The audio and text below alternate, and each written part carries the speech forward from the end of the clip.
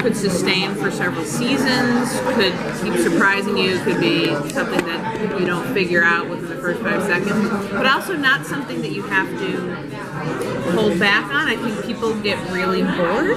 I know I do. If I feel like a show is not telling me what's going on, you start to feel like they don't really know what's going on. So we're going to explain things pretty quickly, or at least some of them. And hopefully keep developing the idea into new mysteries, that there's surprises in the morning. How many seasons do you guys have? For sure, 3, and then the end of the 3rd season sort of launches you into even a whole different kind of journey. Yeah. Being women creators, and how important was it for you to have a female as a You know what? This idea always considered a strong female design. We've done plenty of shows where we've had male leads, and but for whatever reason, this idea specifically, we wanted to tell a story about a mother, someone who is also professional, working, and that's something we deal with always. You know, being a working mother, and seeing that portrayed as a strong. That being said, our last show, Jason Ritter was one. So I think that it wasn't like, oh, we have to write a female lead show. It's just how this sort of developed. It depends on the ideas. We also wrote Agent Carter, and you know, so we've enjoyed writing anyone coming in.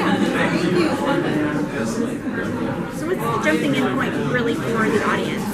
What is the teaser you're going to hook them with in order to say this is the show they want to watch? What do you mean the jumping in point? Well, from what we've seen so far, which is not much because we've seen trailers. Okay. We know that there's, of course, somebody who helps a child, and there's obviously people trying to help the child. Yes. There's a large-scale emergency event that happens that basically sucks our lead character, Joe, into the story. And sort of, I think it kind of catapults her into sort of the mystery right away. And so I think that people will be drawn in because it's also it's a mystery, it's a thriller, and it's a family show. And so I think that the relationships that you see develop even within the pilot is something that draws you in as much as a sort of thriller mystery. And I think you don't have to be a family show fan only to appreciate it, and you don't have to be a sci-fi fan. I think that it hits a lot of different genres that there's something for a lot of different people. And that's something we've always loved doing is mixing genres. And what inspired you guys for this show? Very much sort of tonally like Spielberg from when we were growing up, so Close Encounters, E.T. If you've seen Close Encounters recently, there's some legitimately like scary moments in that, but it's also about wonder. And then just the story of finding a kid, and it's somewhat based on a true story about somebody that my husband worked with, where there was a cop in the 60s or 70s who found a little kid at a crime scene and basically just took the kid home and adopted her and raised her, which seems like it's like, oh, 1970s, I guess you could do that, but like, so I sort of, you hear a story like that and you're immediately like, oh, I really like this person. And what I love about someone who does that is there was no sort of thinking about like, should I do this, should I do this? She just instantly was like, oh, this is the right thing to do, so let's just do that. And I love that as a character. I love that it's a real person. But I thought that was a nice way to sort of click into Allison's character right away. Can you tell us a little more about the casting process? So did you have anyone in mind when you were writing? This like when we first wrote it,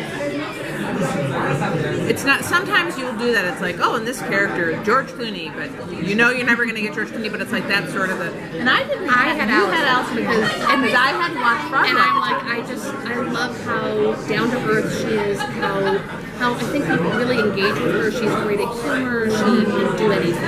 And, so it was... We met with her, for us. and the first thing she said was, am I going to have to wear a uniform? And we said, no. You're the captain. You can wear whatever you want. She's like, great. And we had a really, we sort of clicked right away. The other thing she really liked is the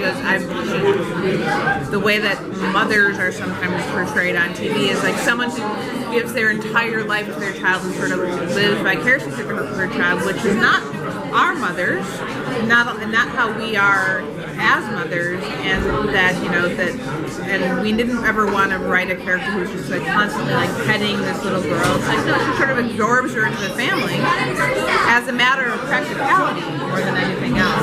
And so she really clicked into that too. That it's like being a mom was a facet of her life, but it wasn't the only defining thing of it.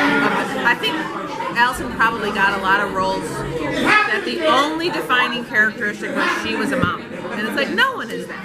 No one has that as one defining characteristic. I think she can speak better than that, but I think she liked that as well. And then Donald Faison was a nice surprise. I think you sort of think you know him because you've seen him in Scrubs. And what's crazy is if you go out with Donald Faison, everyone thinks they know him. I've never been in New York. You just start walking on the streets and people lose their marbles. And he's so kind about it, but it's like people feel like they know him and they're friends. And he's so kind. He always takes a picture.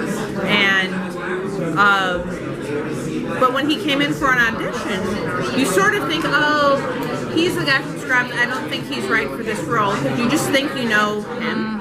And then in under 10 minutes of auditioning, we're like, oh, he just got the job. Like, right, like, he walked out and everyone was like, so what I love that in that short amount of time, he changed everyone's minds. It's not even like, we didn't like him, it's just like, no, that's not right. But it's like, oh, no, you realize you only know, do we have to get up? Yeah.